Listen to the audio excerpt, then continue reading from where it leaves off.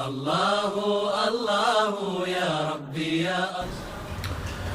اللہ الرحمن الرحیم۔ مکتوبات امام ربانی مجدد الفسانی الشیخ احمد الفاروقی السرہندی رحمہ اللہ الباری، مکتوب نمبر 26، دفتر اول، حصہ اول۔ اس مکتوب شریف میں حضور امام ربانی مجدد الفسانی رحمہ اللہ الباری ارشاد فرماتے ہیں ان لوگوں کے بارے میں جن کی ابتدائی سلوک میں ذوق و شوق بہت ہوتا ہے۔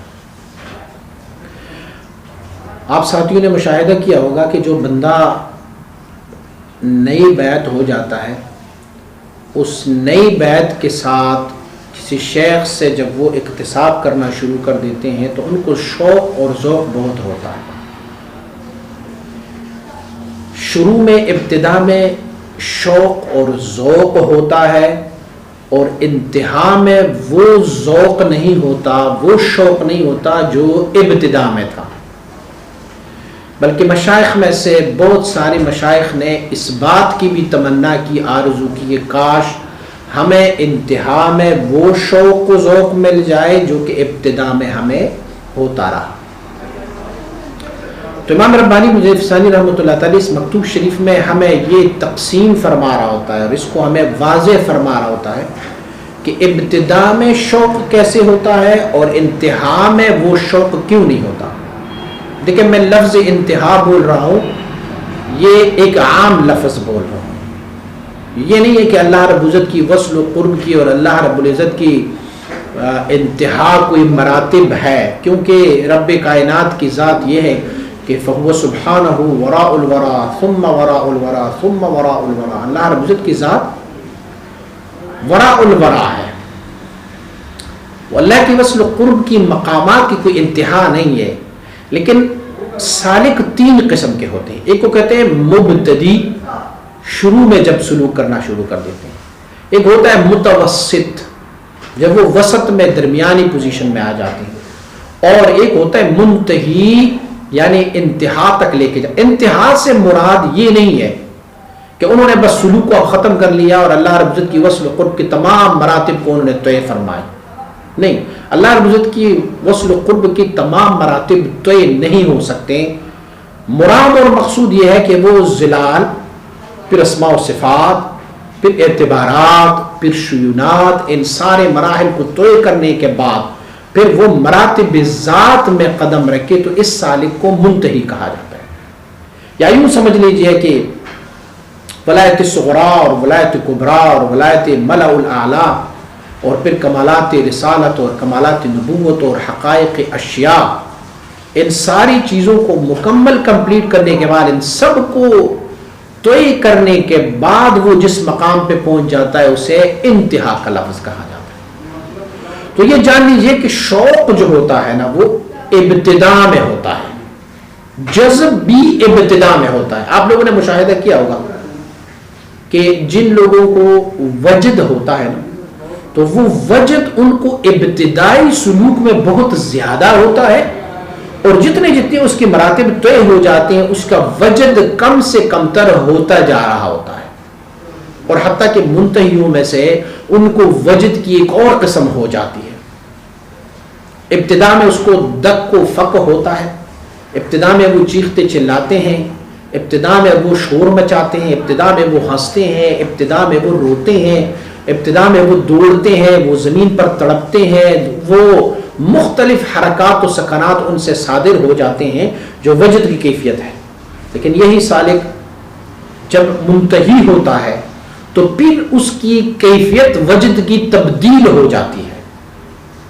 ابتدا میں چونکہ ان کی قوت جاذبہ زیادہ ہوتی ہے، ان کی لطیف قلب کو اپنی اصل تک پہنچنے میں بہت تڑپ ہوتی ہے اور بہت شوق ہوتا ہے، اسی لیے اس پہ کیفیت زیادہ طاری ہو جاتی ہے۔ اور انتہا میں یہی سالک ہوتا ہے کہ وہ پھر اس طرح کی وجد میں نہیں ہے۔ آپ نے مشاہدہ کیا ہوگا مشائخ کے بعد شروع اور ابتدا میں جن کی جو کیفیت اور وجد ہوتی، جو شوق و ذوق ہوتا تھا، اب انتہا میں اس کی نہیں ہے۔ میں اپنی سلسلے کی کسی شیخ، کسی بزرگ کی، کسی مبارک صاحب علیہ الرحمہ کی کسی خلیفہ کا تذکرہ کر سکتا ہوں کہ اگر آپ ان خلفاء کو دیکھیں گے تو ان کی ابتدائی حالات کو جب آپ دیکھتے ہیں تو ابتدا میں اسے بہت جذب و کیف ہو جاتا اور بہت شوق ہوتا، بلکہ سلسلے کے بہت سارے ایسے خلفاء کرام کو ہم نے دیکھے ہیں جو یہ کہتے ہوتے تھے کہ چونکہ ہمارے مرشد جو ہے وہ پشتو کمیونٹی سے تعلق رکھتے ہیں تو وہ کہتے ہیں ہمیں شوق اتنا ہوتا تھا کہ ہم کسی ٹرک ڈرائیور کو بھی جو پٹھان نظر آتا، جو پشتون نظر آتا تھا، تو ہم ٹرک ڈرائیور کو بھی کھڑا کر کے ان کو بھی کوئی تحفہ وغیرہ دیا کرتے، اور یہ سوچتے ہوتے تھے کہ یہ میرے مرشد کے علاقے اور میرے مرشد کی بولی بولنے والے ہیں تو ان سے تو شوق اور محبت زیادہ ہوتی. لیکن بعد میں مع مروری اوقات جب وقت گزرتا جاتا ہے اور جب مراتب اللہ رب العزت کی وصل و قرب کے مراتب زیادہ سے زیادہ حاصل کر لیتے ہیں تو پھر اس صورتحال میں اس بندے کے وہ شروع والی جذب اور کیف نہیں ہوتا، وہ شروع والی شوق نہیں ہوتا.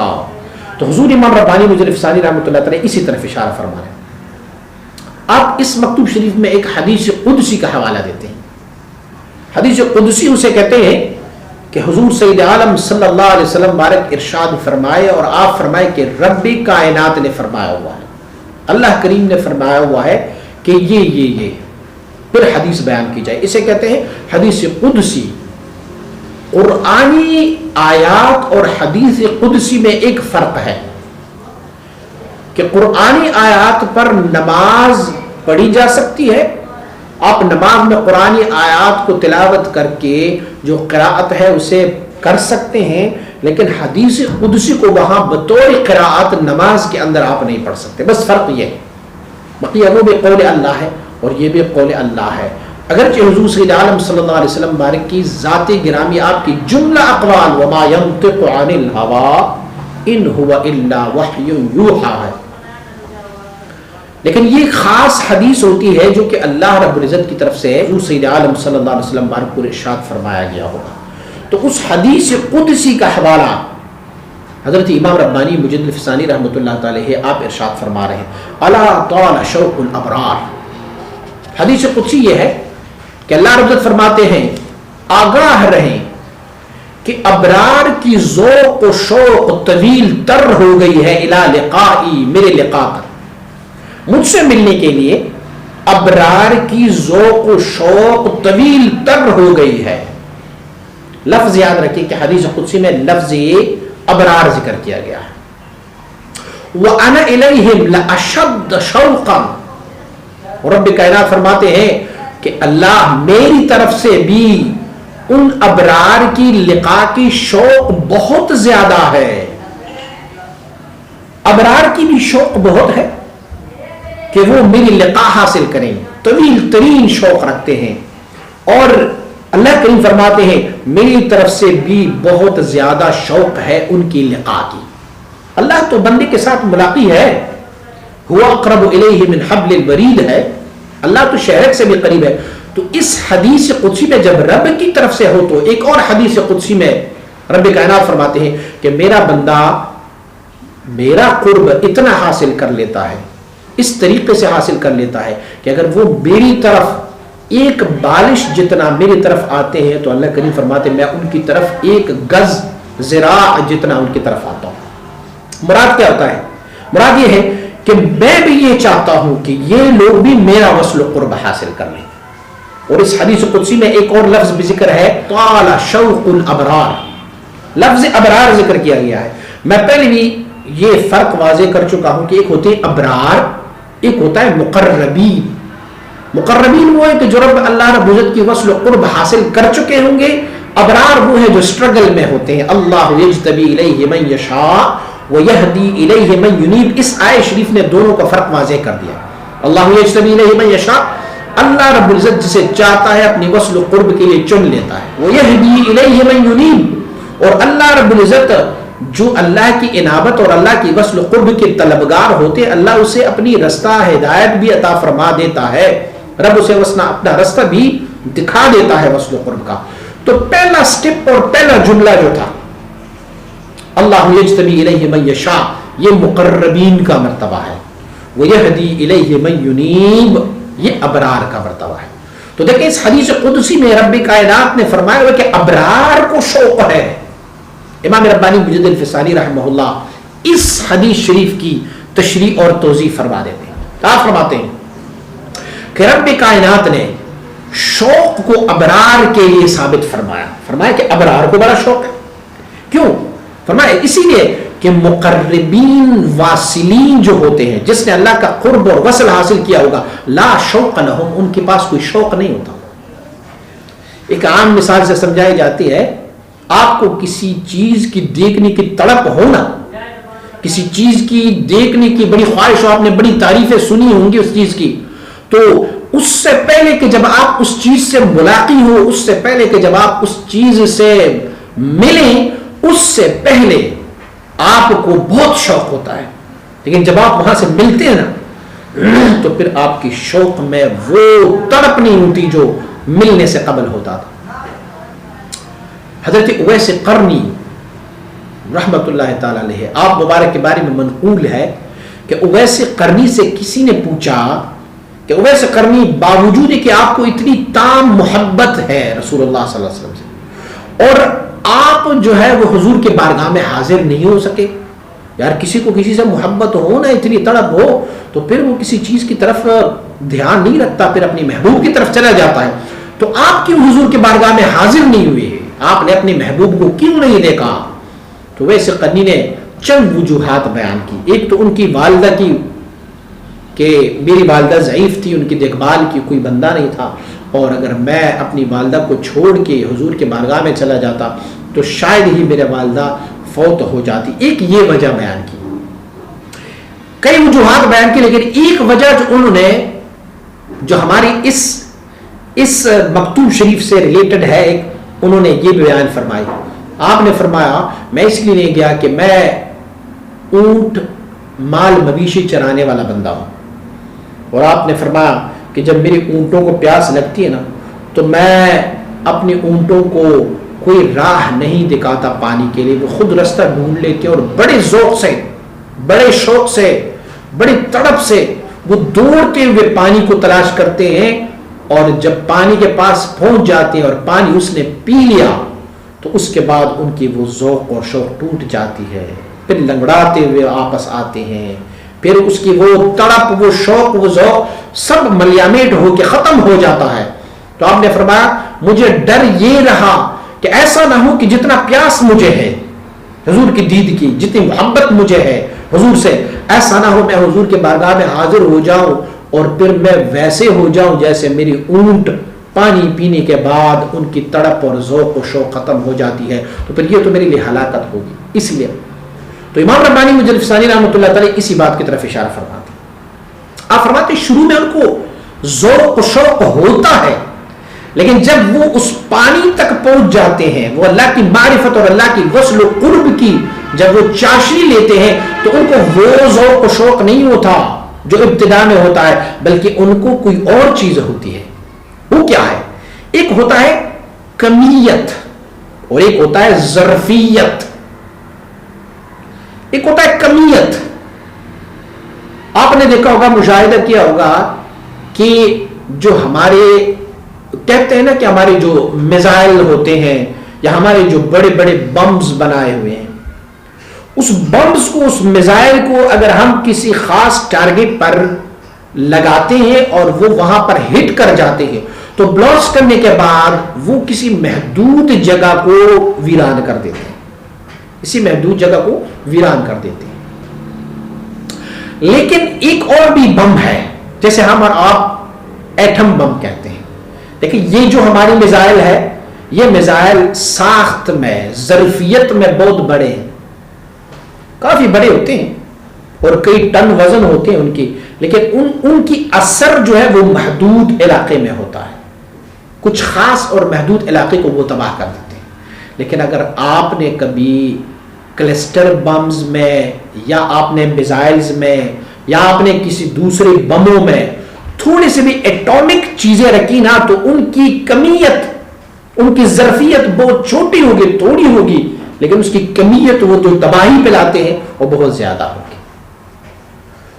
تو اب جو اللہ کی وصل و قرب میں جانے والے لوگ ہوتے ہیں نا، وہ اس جذب و کیف و شوق اور اس ذوق کو چھوڑ دیتے ہیں اور اصل کو پکڑ لیتے ہیں. جو اب لیلا کی بارگاہ میں حاضر ہے تو اب لیلا کی دیدار سے مشرف ہوتے ہیں، لیلا کی شعاؤں سے مشرف ہوتے ہیں، اپنے رب کریم کی اس انوار و تجلیات کو سموتے ہیں جو ذاتی ہوتے ہیں۔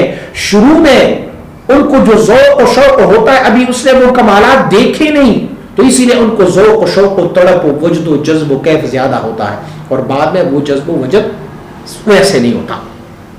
خیر میں نے مثال دی ایک میزائل کی، لیکن ایک اور مثال سے بھی سمجھا دیتا ہوں۔ آپ آٹا گوندتے ہیں نا، تو آٹے کی ظرفیت بہت ہو، ایک من آٹا گوندے، لیکن اس میں سے آپ نے نمک کتنی ڈالنی ہوگی؟ کوئی محدود۔ اس نمک میں یہ خاصیت ہے کہ وہ اس پوری آٹے کو اپنی رنگ میں رنگ دیتا ہے۔ تو شروع میں چونکہ شوق بہت زیادہ ہوتا ہے، لیکن جب آپ انتہا میں چلے جاتے ہو تو انتہا میں یہ ذوق اور شوق نہیں ہوتا۔ کیوں؟ آپ فرماتے ہیں لأن الشوق يقتضي الفقد، کیونکہ شوق تب ہوگا جب آپ نے کسی چیز کو پایا نہیں، اپنے مقصد کو پایا نہیں نا، آپ اپنے محبوب تک ملی نہیں، آپ کا وصل نہیں ہوا ہے، تب آپ کو شوق زیادہ ہوگا۔ اور والفقد في حقهم مفقود، آپ فرماتے ہیں کہ یہ نہ پانا یہ مقربین کی بارگاہ میں ناممکن ہے، یعنی مقربین نے پایا ہے۔ کسی کو کوئی چیز نہ ملے تو ان کا ذوق و شوق زیادہ ہوتا ہے، اور جب کوئی چیز مل جائے نا، محبوب مل جائے، تو پھر وہ شروع والا ذوق و شوق نہیں ہوگا۔ ایک لیلا اور مجنون کے بھی واقعات بڑے عجیب ہوتے ہیں۔ امام عبد الوہاب شارانی رحمہ اللہ الباری، آپ نے انوار قدسیہ میں کتاب المحبہ میں اس لفظ کو ذکر کیا۔ آپ فرماتے ہیں کہ مجنون ایک دفعہ صحرا میں تھے، اور صحرا میں وہ اپنی سینے کو پیٹ رہے تھے اور لیلا لیلا کی آوازیں لگا رہے تھے۔ تو آوازیں لگاتے لگاتے بس وہ نڈھال ہو گیا، قریب المرگ ہو گیا، وہ قریب الموت ہو گیا۔ قافلہ ایک گزر رہا تھا، اس نے دیکھا کہ مجنون تو اب مرنے کے قریب ہے، تو قافلے والوں نے لیلا کو اطلاع کر دی کہ بھئی لیلا وہ مجنون مر رہا ہے، جو کوئی علاج کوئی دوا ان کے لیے۔ تو لیلا وہاں پر آئی مجنون کے پاس، اور جب لیلا مجنون کے پاس آئی تو انہیں کہا کہ مجنون میں تمہاری محبت ہوں، یا مجنون یا قیس، اپنی آنکھیں کھول، اپنے محبوب کو دیکھ، آپ کی محبوب آپ کے سامنے کھڑی ہے، دیکھ لو مجھے، انا حبکا، میں تمہاری محبت ہوں، انا لیلا، میں لیلا ہوں، کھول اپنی آنکھوں کو، دیکھو مجھے۔ تو مجنون نے ایک تاریخی جملہ بتایا، ایک تاریخی جملہ کہا، اس نے کہا دعنی شغلتنی حبکی عنکی، مجھے چھوڑ دو، میری محبت نے مجھے تیری صورت سے بھی مشغول بنا لیا۔ معنی یہ ہے کہ محبت آپ کی اتنی رچ بسی ہے نا کہ مجھے اب آپ کی جسم کی ضرورت نہیں ہے، تیری محبت کی ضرورت ہے۔ تو اب دیکھو جب تک وصل نہ ہو، وصل سے پہلے شوق کتنا ہوتا ہے، اور جب وصل ہو جائے تو پھر وصل کے بعد وہ شوق جو ابتدا میں ہو، مراد اس سے یہ نہیں ہے، آپ اس لفظ پر غور کریں کہ وہ شوق جو ابتدا میں ہوتا ہے وہ نہیں ہوتا انتہا میں۔ شوق تو ہوتا ہے بھئی، اگر شوق نہ ہو تو اللہ رب العزت کی وصل و قرب کے مراتب کیسے طے کیے جا سکتے ہیں؟ یہ سب کچھ تو محبت اور شوق سے ہی طے کی جاتی ہیں۔ ہاں وہ شوق و ذوق جو ابتدا میں ہو وہ اب انتہا میں نہیں ہے۔ آپ ایک اور دلیل ارشاد فرماتے ہیں، آپ فرماتے ہیں دیکھو نا، ایک بندے کو اپنی آپ سے کتنی محبت ہے نا، اپنی جسم کی حفاظت کرتے ہیں، اپنے آپ سے محبت کرتے ہیں، اپنی جسم کی وہ رکھوالی کرتے ہیں، ٹھنڈ میں وہ اچھے گرم کپڑے پہنتے ہیں، سردیوں میں گرم کپڑے پہننے کی خواہش ہوتی ہے، گرمیوں میں اسے ایسی کی خواہش ہوتی ہے، پیر بچانے کے لیے اسے جوتے کی خواہش ہوتی ہے، سر ڈانپ کے لیے، مطلب اپنی جسم کے ساتھ بندے کی کتنی محبت ہوتی ہے، ٹھیک ہے نا۔ لیکن ایک بندہ اپنی آپ کا شوق نہیں رکھتا، اپنے آپ کا شوق نہیں رکھتا، اپنے آپ سے محبت تو ہے، لیکن یہ کوئی بندہ نہیں کہہ رہا کہ نا یار میری باڈی میرے ساتھ ہے اور میں بڑا ہی خوش ہوں، میرا جسم جو ہے وہ میرے ساتھ ہے، میں بڑا نہیں۔ کیوں؟ اسی لیے کہ ان کے ساتھ ان کا جسم خود ہمیشہ موجود ہے، وہ واصل ہے، اپنے جسم کو اس نے پایا ہے، جسم ان کے پاس ہے تو ان کے پاس شوق نہیں ہے، لیکن ایک دوسرے جسم کے ساتھ ان کا بڑا شوق ہوتا ہے کسی کو کسی سے محبت ہو جائے نا تو دوسرے جسم کی حاصل کرنے کی انہیں خواہش اور شوق ہو جاتی ہے. ایون ہم آتے ہیں منکوحہ کی طرف, زوجہ کی طرف. ایک بندے کا رشتہ ہو جائے نا تو رشتہ ہونے سے قبل ان کی جو تڑپ ہوتی ہے, وہاں پر خواہش ہوتی ہے, تو وہ رشتہ ہونے کے بعد ان کی بیوی جب بن کے آتی ہے تو اس بیوی کے ساتھ ان کی وہ محبت نہیں ہوتی جو شادی ہونے سے پہلے تھی محبت. مانا یہ نہیں کہ ان کی اپنی بیوی کے ساتھ محبت نہیں ہوتی, نہیں, اب ان کی محبت کے تقاضے کچھ اور ہو گئے ہیں, ان کی شوق کے تقاضے کچھ اور ہو گئے ہیں, ان کی ذوق کے تقاضے کچھ اور ہوئے, کیونکہ اس وقت ان دونوں کے درمیان جدائی تھی, اور جدائی میں جو شوق ہوتا ہے وہ الگ طرح کا ہوتا ہے, جو جذب ہوتا ہے, جو کیف ہوتا ہے وہ الگ طرح کا ہے, لیکن وصل کے بعد وہ شوق اور وہ ذوق نہیں رہتی. اور حال یہ ہے کہ بندہ اپنے آپ سے تو سب سے زیادہ محبت کرتا ہے, لیکن اس کے باوجود بھی اپنی آپ کی پانی کی خواہش نہیں کرتے. ایسے ہی اللہ رب العزت کی وصل و قرب میں جانے کی مراتب جب وہ طے کرتے ہیں تو شروع میں اسے ذوق ہوتا ہے, شوق ہوتا ہے, کیفیت, اور اس کیفیت کو کوئی اور بندہ محسوس نہیں کر سکتا ماں سوائے سالکین کی.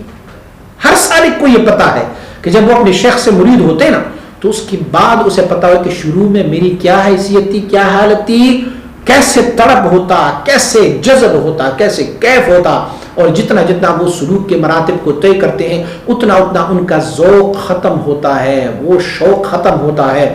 اور ابتدا میں یہ ذوق اور شوق جو ہے یہ ابرار کے لیے ہوتا ہے, اور جب وہ قرب حاصل کرتے ہیں مقربین کے جملے میں چلا جاتا ہے تو پھر ان کی قرب کی مراتب میں وہ ذوق و شوق نہیں ہوتا جو ان کی ابتدا میں ذوق و شوق ہوا تھا. اب آپ دیکھیں کہ یہاں پر لفظ کہا گیا ہے ابرار کا, کہ ابرار کی شوق طویل ترین ہو گئی ہے. ہاں, کیوں؟ لأنه محب فاقد, اسی لیے کہ ابرار وہ محبت کرنے والے ہیں جو اپنی محبوب کو ابھی پایا نہیں, اس نے اپنے محبوب کو پایا نہیں, اور جب تک محبوب کو پاتے نہیں ہے اس وقت تک ان کی کیفیت اور ہوگی, ان کی تڑپ, ان کی جذب, ان کی حالت اور ہوگی. اور آپ فرماتے ہیں کہ یہ میں لفظ ابرار کہہ رہا ہوں نا, ابرار ابرار, فرماتے ابرار سے میری کیا مطلب ہے؟ فرماتے ہیں کہ ابرار اس بندے کو کہتے ہیں جو ابھی اس نے قرب حاصل نہیں کیا اور ابھی تک وہ وصل بھی نہیں ہوا. چاہیے کہ اگر وہ ابتدا میں ہو یا توسط میں ہو, اگرچہ ان کی اور وصل کی درمیان ایک رائے کی مانند بھی فرق ہو, تب بھی میں اسے ابرار میں ہی گنا جاؤں گا. سبحان اللہ.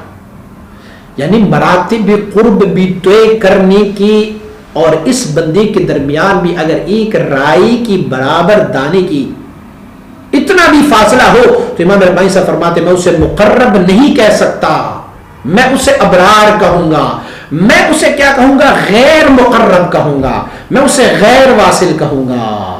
دیکھیں یہاں پر لفظ وسط بھی امام ربانی صاحب نے ذکر فرمایا.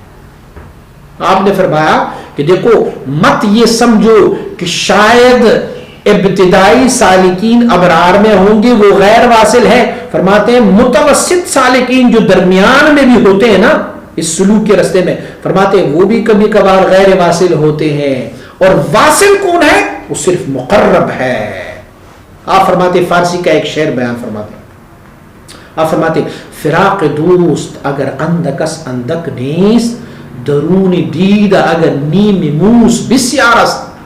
آپ فرماتے ہیں دوست کی جدائی اگر تھوڑی بھی ہو نا تو وہ تھوڑی نہیں ہے, یار کی جدائی اگر تھوڑی بھی ہو تو وہ تھوڑی نہیں ہے. فرماتے کیسے میں سمجھاؤں آپ کو؟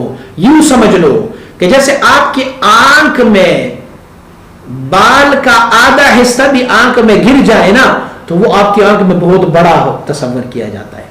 ہوتا ہے نا, آپ کو کوئی ایک ذرہ بھی آنکھ میں گر جائے نا, بال چھوٹا سا ایک بال بھی گر جائے تو وہ چھوٹا سا بال بھی آپ کی آنکھوں میں بہت بڑا تصور کیا جاتا ہے. یوں تصور کیا جاتا ہے یار میری آنکھ میں کوئی بہت بڑی چیز گری ہے. فرماتے ایسی یہ دوست کی جدائی اگر تھوڑی بھی ہونا تو وہ تھوڑی نہیں ہے, وہ بہت بڑی ہے. فرماتے ہیں اگر اس سالک اور رب کی قرب کی درمیان اگر ایک رائے کے مانند بھی فاصلہ رہ گیا تو فرماتے ہیں میں اسے واصل نہیں کہتا، میں اسے مقرب نہیں کہتا، میں اسے کہتا ہوں غیر مقرب اور غیر واصل۔ تو معنی یہ ہے کہ اگر ایک سالک نے ذکر لیا اور سلوک کرتے کرتے ان کا کام یہ ہو گیا کہ ابتدا سے وہ توسط میں بھی گیا، تو متوسط کو بھی امام ربانی صاحب واصل نہیں فرماتے، آپ فرماتے ابھی بھی وہ واصل نہیں ہے، مراتب قرب بہت زیادہ ہے اور ان کی سالک کی اور اللہ رب العزت کے درمیان بہت سارے فاصلے، بہت سارے پردے، بہت سارے حجابات ابھی موجود ہیں، اسی لیے یہ واصل نہیں ہے۔ حضرت صدیق اکبر رضی اللہ تعالیٰ، آپ ایک دلیل اور بھی بیان فرما رہے ہیں، فرماتے شروع میں ذوق و شوق کیسے ہوتا ہے اور بعد میں وہ ذوق و شوق کیسے نہیں تھا۔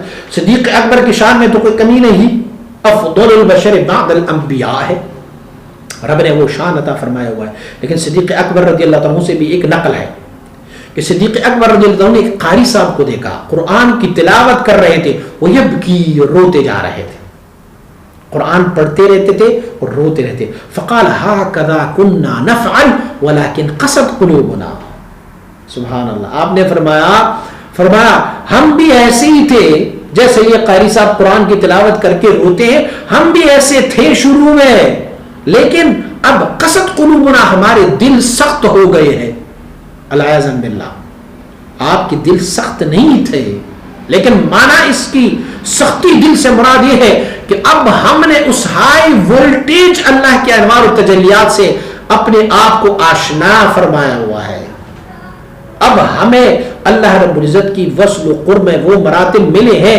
کہ جو ان ابتدائی مراتب سے ہم انتہائی مراتب میں گئے ہیں، فلہذا جو شوق ابھی یہ قرآن پڑھ کے رو رہے ہیں وہ شوق ہمیں بھی ابتدا میں ہوتا تھا، اب انتہا میں ہمیں وہ نہیں ہے۔ امام ربانی مجلد ثانی رحمۃ اللہ تعالی آپ مبارک فرماتے ہیں کہ میرے مرشد نے بھی ایک کلام فرمایا، حضور سیدنا خواجہ محمد باقی باللہ رحمہ اللہ باری، آپ مبارک فرماتے ہیں کہ منتہی جو واصل ہوتا ہے، ایک وہ سالک جو انتہا میں چلے جائے اور اللہ کی وصل قرب حاصل کرے، آپ فرماتے ہیں ما یتمنى الشوق والطلب الذي كان له في الابتداء، آپ فرماتے ہیں کہ ان کے لیے افسوس اور ارمان یہ ہوتا ہے کہ کاش مجھے وہ ابتدا والی ذوق اور شوق مل جائے، جو ابتدا میں مجھے ذوق و شوق ہوتا تھا وہ ہمیں مل جائے بس۔ فرماتے منتہی بھی کبھی کبھار یہ آرزو رکھتے ہیں کہ کاش ابتدا والے جو ذوق و شوق ہے وہ ہمیں مل جائے، ابتدا میں جو ذوق و شوق ہوتا تھا وہ ہمیں مل جائے، لیکن آپ مبارک فرماتے ہیں چونکہ یہ اب انتہا میں گیا ہے اور منتہی ہے، فلہذا منتہی کو کوئی ذوق اور شوق اب وہ والی نہیں ہوتی۔ اگر کوئی یہ سوال پوچھے کہ دیکھیں جو آپ نے یہ کہا کہ اللہ رب العزت کی مراتب قرب ان کے لیے کوئی انتہا نہیں ہے، تو جب ان کے لیے کوئی انتہا نہیں ہے تو ظاہری بات ہے کہ جب تک کہ وہ مکمل واصل نہیں ہوتا اس وقت تک اسے ہم مکمل واصل نہیں کہتے، اور جب مکمل واصل نہیں کہتے تو تب تو یہ ابتدائی شوق جو ہے وہ دوبارہ بھی پلٹ کے ان کی طرف آ سکتا ہے۔ تو ان کا جواب یہ ہے کہ جو مراتب وصول ہے وہ دو قسم کے ہیں، ایک وہ مراتب وصول ہے جو تفصیلی سیر پر مبنی ہے، اسماء و صفات میں وہ تفصیلاً سیر کرنا شروع کر دیں تو تفصیلاً سیر کرتے کرتے کرتے ان کے ساری زندگی بیت جائے گی، لیکن وہ مراتب قرب مراتب وصل جو ہے وہ ابھی نہیں پائے۔ دیکھو مراتب وصل سے مراتب قرب سے مراد یہ نہیں ہے، یہ اسماء و صفات جو اللہ رب العزت کی اس میں سیر یہ بھی مراتب قرب میں ہے، یہ بھی وصول الی اللہ کی ذرائع ہے، ذریعے ہیں، لیکن مراد و مقصود یہ ہے کہ اسماء و صفات و اعتبارات و شیوینات سے آگے کا جو مرتبہ ہے اس کے وصل کی بات ہو رہی ہے۔ تو اگر کسی بندے کے سیر واقع ہوئی نا اسماء و صفات میں تفصیلی تو پھر تو وہ کبھی مراتب قرب کبھی وصول وہ پا ہی نہیں سکتا، کیونکہ لا منتہا ہے۔ ایک اللہ رب العزت کی ایک صفت میں جب ان کو سیر تفصیلی واقع ہو جائے تو پھر ان سے نکلنا بڑا مشکل کام ہے، الا ماشاء اللہ۔ اور ایک ہوتا ہے کہ وہ اسماء و صفات و شینات و اعتبارات میں ان کی تفصیلی سیر واقع ہو جائے تو یہ ابرار کا طریقہ ہے، ابرار کے رستے میں وہ چلا جائے گا. لیکن ایک طریقہ یہ ہے کہ رب کائنات اس سے ان ساری چیزوں میں سیر اجمالی عطا فرمائے اور اپنا وصل و قرب عطا فرمائے. تو دونوں میں یہ فرق ہے. تو وہ سالک جنہوں نے یہ سالک جو ہے لا يتصور فی حقہ نہایت ولا یزول عنہ شوق ابدا، یہ جو سالک ہے جن کی سیر تفصیلی واقع ہوئی ہے وہ ہمیشہ ہی اسٹرگل میں رہے گا، ہمیشہ ہی کوشش میں رہے گا، وہ ہمیشہ پہلے والے ذوق و شوق میں رہے گا چونکہ ابھی ان کا وصل پورا ہوا نہیں ہے. اور جو میں آپ کو واصل کی لفظ بتا رہا ہوں کہ وصل اور قرب حاصل کیا ہوگا وہ کیا ہے؟ هو المنتهی الواصل الذی قطع تلك المراتب بطریق الاجمال. وہ اللہ کا بندہ ہے کہ جس کو رب کائنات اپنا وصل و قرب عطا فرما دیتے ہیں اور ان سارے اسماء و صفات و شیونات و اعتبارات کی مراتب کو وہ طے کر چکے ہیں لیکن تفصیلی نہیں، اجمالی. رب نے ان کو چاہا ہوا ہے، اللہ نے فرمایا ہوا ہے اللہ یجتبی الیہ من یشاء، رب نے اسے منتخب کیا ہوا ہے. جب رب نے منتخب کیا ہوا ہے وہ ہے وہ انتہا، اور وہ بندہ وہاں پہنچا ہے الی ما یمکن التعبیر عنہ بعبارۃ ولا یشار الیہ باشارۃ، وہ اس مقام تک پہنچ گیا ہے کہ جہاں پر میں کوئی عبارت بھی نہیں کہہ سکتا، جہاں پر میں آپ کو اشارے سے بھی نہیں کہہ سکتا. اس نے رب کا وہ قرب حاصل کیا ہوا ہے. کہاں پہنچا ہوا ہے؟ فرماتے اس پر میں نہ کلام کر سکتا ہوں نہ تو میں اشارہ کر سکتا ہوں. تو آپ جو ہے جب ایک بندہ اس مرتبے تک پہنچ جائے تو ان سے پھر ذوق اور شوق جو ہے وہ ختم ہو جاتا ہے. لیکن وہ لوگ کون ہیں کہ جن کا ذوق و شوق ختم ہو جاتا ہے؟ ابتدا والے.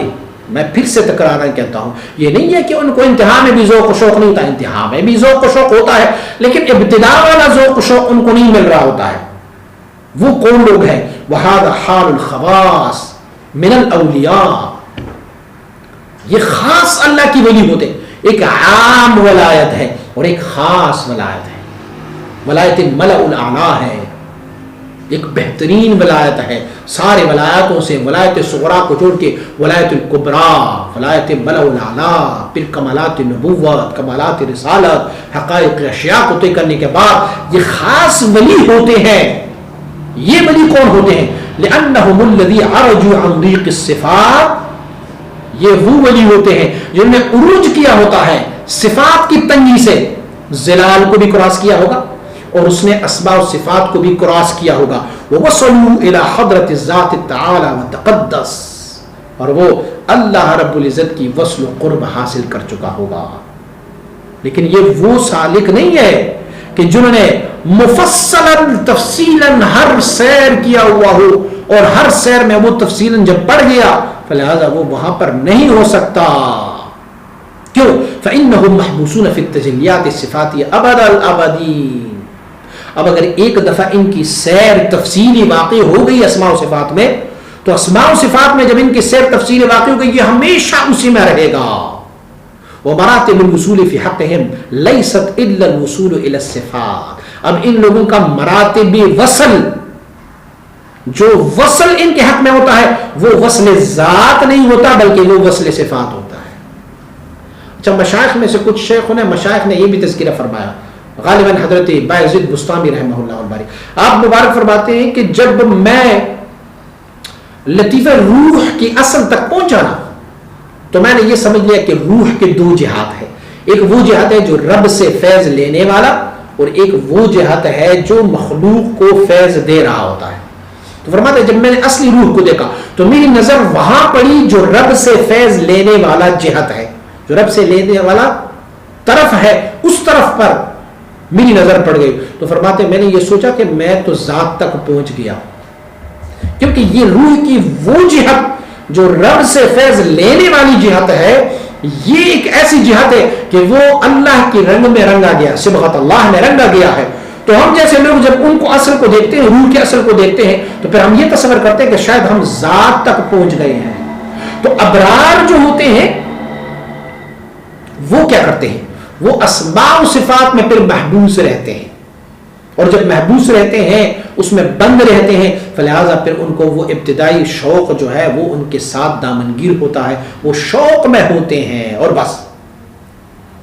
اور جب ذات تک عروج کیا ہے کہ اللہ رب العزت کے ذات تک عروج کر لے تو وہ ذات تک عروج کیا ہے؟ لا يتصور الا بالسیر الاجمالی فی الصفات والاعتبارات. دیکھو ذات تک وصل صرف اس بندے کی ہو سکتی ہے کہ جن کی اعتبارات میں اور جن کی اسماء و صفات میں سیر اجمالی واقع ہو جائے. 3 مراتب ہے، تفصیل اسماء و صفات، پھر اس کے بعد بین الاجمال و تفصیل اسماء و صفات کی، پھر اجمال اسماء و صفات کی. میں شاید چشتی شریف کے اسباق میں اس کو میں ڈیفینیٹ کر چکا ہوں، دوبارہ دہرائی کی ضرورت نہیں ہے. تو فلہذا جب یہ ابتدائی سالک ہوتا ہے تو جب ان کی سیر تفصیل اسماء و صفات میں ہو جاتا ہے اور رب کی کرم اور اللہ رب العزت کی رحم ان کے شامل حال نہیں ہوتا اتنا، تو پھر ان کا سیر اسماء و صفات میں ہی چلتا رہتا ہے، وہ اس سے آگے نہیں جا سکتا، محبوس ہے، بند ہو گیا. اور جس کو رب اپنا وصل و قرب عطا فرما دیتا ہے تو اسے اسماء و صفات میں تو سیر فرما دیتا ہے لیکن وہ اجمالی سیر ہوتا ہے، مجمل اسے دکھایا جا رہا ہے. یہ میں مقصد میرا یہ ہوتا ہے، میں کراچی سے لاہور آؤں تو رستے میں کتنے سارے شہر آ جاتے ہیں، لیکن میرا مراد اور مقصود ان شہروں سے وابستہ رہنے کی نہیں ہے، میرا مراد اور مقصود لاہور پہنچنا ہے. تو فلہذا میں کسی ایسی چیز کو منتخب کر دیتا ہوں کہ وہ مجھے ان شہروں سے نہ الجھائیں، میں اس میں الجھ نہ جاؤں. میں کسی ٹرین کو منتخب کر لیتا ہوں، گاڑی کو منتخب کر لیتا ہوں، میں ہوائی جہاز کو منتخب کر لیتا ہوں تو وہ مجھے وہاں پر نہیں الجھا دیتا. لیکن اگر میں نے پیدل سفر کیا اور میں آیا اور کسی ایک شہر میں رہ گیا اور شہر کی رنگینیوں میں کھو گیا تو میں ساری زندگی اسی شہر میں رہوں گا، لاہور تو رہ گیا مجھ سے. تو فلہذا رب جس پر کرم فرماتا ہے اسے کسی اپنے خاص بندے سے ملا دیتا ہے، اور خاص بندہ جب اس کو اپنی توجہات سے نوازتا ہے تو اس توجہات کی وجہ سے ان کی سیر جو ہے وہ پھر اسماء و صفات میں تفصیلی نہیں ہوتا، پھر اجمالی سیر ہوتا ہے. اور جب اجمالی سیر ہوتا ہے تو پھر رب کائنات کا وصل و قرب اس سے حاصل ہو جاتا ہے. ومن وقع سیرہ فی الاسماء بالتفصیل حبس فی الصفات.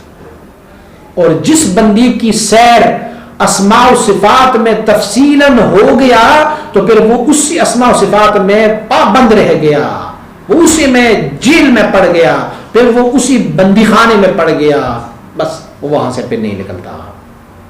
والاعتبارات ولم يزل منه الشوق والطلب ولم يفارق عنه الوجد والتواجد. آپ فرماتے ہیں جب یہ اسماء و صفات میں ایک دفعہ پھنس گیا تو جو ابتدائی سالکین کو ذوق و شوق ہوتا ہے تو پھر اس کو بھی وہی ذوق و شوق ہوگا، کیونکہ ابھی تک یہ واصل نہیں ہے. تو میں نے تو یہ کہا ہوا تھا کہ ابرار کو ذوق و شوق ہوگا، اور جب وصل والے ہوتے ان کو وہ ابتدائی ذوق و شوق نہیں ہوگا. اب چونکہ یہ بندہ واصل نہیں ہے، یہ اسماء و صفات میں پھنس کے رہ گیا ہے، تو فلہذا ان کے لیے بھی ابتدائی ذوق و شوق ہوگا، وہی وجد تواجد ہوگا، وہی کیفیت ہوگا. اور یہ جو ہوتے ہیں فاصحاب الشوق والتواجد لیسوا الا اصحاب التجلیات الصفاتیہ. اور جس بندے کو یہ ذوق و شوق جو ابتدا میں ہوتا ہے وہ، یا جس کو ابتدائی وجد، دیکھو ایک منتہی کی وجد ہے، منتہی کی وجد کی بھی انکار نہیں ہے، منتہی کو بھی وجد ہوتا ہے لیکن ان کی وجد کی کیفیت الگ ہوتی ہے اور منتہی کی وجد کی کیفیت الگ ہوتی ہے. اللہ نزل احسن الحدیث کتابا متشابہا مثانیہ تقشعر منہ جلود الذین یخشون ربہم ثم تلین جلودہم وقلوبہم الی ذکر اللہ. پھر ان کی رونگٹیں کھڑی ہو جاتی ہیں، وہ پھر زیادہ جھومتے نہیں ہیں، پھر وہ زیادہ گرتی نہیں ہے، پھر اس پر وہ مسکرانا، وہ قہقہے لگانا، وہ رونا، وہ تڑپنا، وہ چیخنا، وہ چلانا، وہ دوڑنا، وہ کیفیت نہیں ہوتا بلکہ ان کی کیفیت تبدیل ہو جاتی ہے. ہوتا ہے منتہی کو بھی، لیکن ابتدائی جو ہوتے ہیں ان کے وہ ذوق و شوق الگ ہوتے ہیں. اور آپ نے کیا ہی بات فرمائی، آپ فرماتے وَلَيْسَ مِنَ التَّجَلِّيَاتِ الذَّاتِيَّةِ. فرماتے یہ جو ان کا ابتدائی شوق ہوتا ہے یہ تجلیات صفاتیہ سے ہوتے ہیں. دیکھو کوئی طور پر رب کائنات نے اپنی تجلی صفاتی نازل فرمائی تھی نا، تو کوئی طور ریزہ ریزہ ہوا، حضرت موسیٰ علیہ السلام آپ مبارک گر پڑے، لیکن میرے اور آپ کے حبیب صلی اللہ علیہ وسلم جب قرب حاصل کرتے ہیں رب کی جب اللہ کا قرب حاصل کرتے ہیں تو پھر ما زاغ البصر وما طغى، موسیٰ ز ہوش رفت بیک پرتوی صفات، تو عین ذات مین گریور در تبسمی، موسیٰ علیہ نبی علیہ السلام ایک صفات کے پرتوں سے گر پڑے، لیکن میرے محبوب کیا شان ہے تیرا کہ اللہ رب العزت نے تجھے وہ مقام دیا، تو عین ذات مین گری و در تبسمی، تو ذات کو دیکھ بھی رہے ہو اور مسکراتے ہوئے ذات کی دیدار کر رہے ہو۔ اب دیکھو نا، وہاں پر اب ذات کی وصل حضور سید عالم صلی اللہ علیہ وسلم کو ملی، لیکن وہاں پر حضور کو اب وہ شوق و ذوق نہیں رہا جو ابتدا میں تھا۔ اگر کوئی یہ پوچھے کہ چلو ہم نے یہ تو مان لیا کہ ابرار کو ذوق و شوق ہے اللہ کی لقاء کے لیے، لیکن اس حدیث میں تو یہ بھی ہے کہ اللہ کریم نے فرمایا کہ مجھے بھی ابرار سے ملنے کی بڑا شوق ہے، اور جب رب کو کسی سے ملنے کا شوق ہو جائے تو رب کے لیے کیا مشکل ہے، ان کے لیے تو کوئی مشکل نہیں ہے۔ تو آپ فرماتے اس کا جواب یہ ہے کہ جب یہاں پر شوق کا ذکر کیا جائے تو اس کا مراد یہ نہیں ہوتا، اس کا مراد یہ ہوتا ہے کہ ذکر الشدت فیہ باعتبار ان کل ما ينسب الى العزیز الجبار فهو شدید وغالب على ما ينسب الى العبد الضعیف۔ فرماتے بندے کی طرف سے اگر کوئی کام کی تذکرہ کی جائے کہ بندہ یہ چاہتا ہے تو بندے کی چاہت اور ہوتی ہے، اور اگر رب فرمائے کہ میں یہ چاہتا ہوں تو رب کی چاہت میں بڑی شدت ہوتی ہے۔ مراد اور مقصود یہ ہے کہ جب یہ بندہ اللہ رب العزت کی وصل و قرب کے لیے ابرار ان کی شوق و ذوق بڑھتی جاتی ہے تو اللہ کریم بھی ان کے لیے اپنی ذوق و شوق یعنی اپنا وصل و قرب دینے کی طرف، اپنی وصل و قرب اس بندے کو دینے کی خواہش اللہ رب العزت کی بھی ہوتی ہے۔ فرماتے یہ تو وہ جواب ہے جو میں نے علماء کی طرز اور طریقے پر آپ کے دیا۔ فرماتے اس بندے کو یعنی شیخ احمد السرہندی رحمہ اللہ آپ مبارک فرماتے اس بندے کے پاس ان کی ایک اور بھی جواب ہے، اور فرماتے وہ جواب میں حالت صحوہ میں نہیں دے کہ رب کیسے چاہتا ہے کہ اپنے بندے سے مل لے، بندہ تو چاہتا ہے کہ اپنے رب کا قرب حاصل کرے، لیکن رب کیسے چاہتا ہے کہ اپنے بندے کا قرب حاصل کر لے۔ فرماتے اس مقام پر میرے پاس ایک اور بھی جواب ہے، لیکن وہ جواب شکر پر مبنی ہے، اور فرماتے ہیں کہ جب کسی بندے پر شکر کی حالت طاری ہو جائے تو تب اس کو اس سوال کا جواب مل سکتا ہے، اور فرماتے اب میں شکر میں نہیں ہوں، اب میں حالت سہو میں ہوں۔ جب حالت سہو میں ہوں تو اس جواب دینے سے میرا زبان قاصر ہے، اب میں وہ جواب نہیں دے سکتا۔ جب میری حالت شکر ہوتا تو تب میں اس کا جواب آپ کو دیا کرتا ہوتا تھا، لیکن اب چونکہ میں حالت شکر میں نہیں ہوں، حالت صحوہ میں ہوں، تو اسی لیے ان کا جواب جو ہے وہ میری بس کی بات نہیں ہے، وہ میرے حال کی موافق نہیں ہے، اس لیے ان کا جواب نہیں دے رہا۔ تو مکتوب شریف کا خلاصہ یہ ہوا کہ جو شوق اور ذوق ابتدا میں سالکین کو ہوتی ہے وہی شوق و ذوق انتہا میں سالکین کو نہیں ہوتی۔ ابتدائی شوق و ذوق سالکین کے پاس الگ طرح کی ہوتی ہے، اور انتہا میں شوق و ذوق الگ طرح کی ہوتی ہے۔ یہ مت سوچئے گا کہ امام ربائی صاحب نے فرمایا کہ منتہی کے لیے کوئی شوق نہیں ہوتا، کوئی ذوق نہیں ہوتا۔ منتہی کے بھی شوق و ذوق ہوتے ہیں، لیکن ان کی شوق اور ذوق الگ طرح کے ہوتے ہیں۔ جو ابتدا والے ذوق و شوق تھے، جو ابتدا والے تڑپ تھے، جو ابتدا والے تواجد اور وجد تھے، وہ اب انتہا میں وہ چیزیں نہیں ہوتی۔ یہ رب کائنات نے اپنی خاص بندوں کے لیے منتخب فرمایا ہوا ہے۔ اگر کوئی بچہ ہو، چھوٹا سا بچہ، بلکہ امام ربانی مجھے فسانی رحمۃ اللہ تعالی نے کشوف کے بارے میں، کشف کے بارے میں فرمایا تلک الخیالات تربى بها اطفال الطریقت، فرمایا یہ کشف اور مکاشفہ دیکھنا، فرماتے یہ خیالات ہیں، تصورات ہیں۔ کیسے تصورات ہیں؟ فرمایا تربى بها اطفال الطریقت، یہ طریقت کے چھوٹے چھوٹے بچوں کو اس کشوف کی وجہ سے ان کی تربیت کی جاتی۔ مراد کیا ہے؟ یعنی اگر آپ کسی بچے کو نا کسی اچھے سے ڈاکٹر کے پاس لے کے جانا چاہیں تو بچے کو یہ معلوم ہے کہ وہاں پر مجھے ٹیکا لگے گا، مجھے کڑوی سے کڑوی دوائی دیں گے، تو وہ بچہ روتا رہتا ہے۔ تو آپ نے طریقہ کیا اپنایا ہے؟ بیٹا میں تمہیں چیز لے کے دوں گا، بازار ہے، بڑا رنگین ہے، وہاں پر دکانیں ہیں، جھولے لگے ہوئے ہیں، فلاں ہے، یہ چیزیں ہیں وہاں پہ، تو وہ بچہ نا خوشی خوشی چلتا ہوا وہاں تک جائے۔ تو یہ جو بندوں کو کشوف و مکاشفہ دیا جاتا ہے، کشوف و مکاشفہ بھی اچھی چیز ہے، بشرطے کہ وہ دین متین محمدی صلی اللہ علیہ وسلم بارک کے موافق کشوف ہو، تو اچھی چیز ہے، بری نہیں ہے۔ لیکن اس پر سالکین کی تربیت کی جاتی ہے، رنگینیاں دکھائی جاتی ہے ان کو، تاکہ وہ ان کے دل تنگ نہ ہو اور اللہ رب العزت کی وصل و قرب کے وہ مقامات بھی وہ طے کر لیں۔ تو اسی طرح شروع ابتدا میں اللہ کریم اپنے اس بندے کو وہ ذوق و شوق، وہ وجد و تواجد، وہ کیف دے دیتا ہے تاکہ وہ اس پر خوش رہیں اور آہستہ آہستہ مراتب قرب طے کر لیں، اور جتنا جتنا وہ منتہی ہوتا جاتا ہے ان کا وہ ابتدائی شوق جو ہے وہ کم ہوتا جاتا ہے، ان کی شوق اور ان کے ہابیز کچھ اور ہو جاتے ہیں۔ پہلے وہ ان چیزوں سے خوش تھا جو اس کو دیکھنے دکھانے میں لگتے تھے، اب جو ہے وہ یار کی دیدار پر، محبوب کی دیدار پر خوش ہوتے ہیں، ان کی اب ریکوائرمنٹ کچھ اور ہوتی ہے۔ شروع والی لالی پاپ سے وہ اب ان کا دل نہیں بہلاتا، اب اسے پلاؤ چاہیے، اب اسے اچھے سے اچھے مرغوب کھانے چاہیے، اب وہ جس مقام پر گیا ہے اس مقام میں ابتدائی شوق ان کو کوئی فائدہ نہیں دے گا، اب ان کی شوق اور ہو گیا ہے، اب ان کی محبت کچھ اور ہو گئی ہے۔ اللہ کریم ہم اور آپ کو بھی ان مقربین کے جملے سے بنائے۔ وصلی اللہ تعالی علی حبیبہ سیدنا و مولانا محمد و آلہ وسلم۔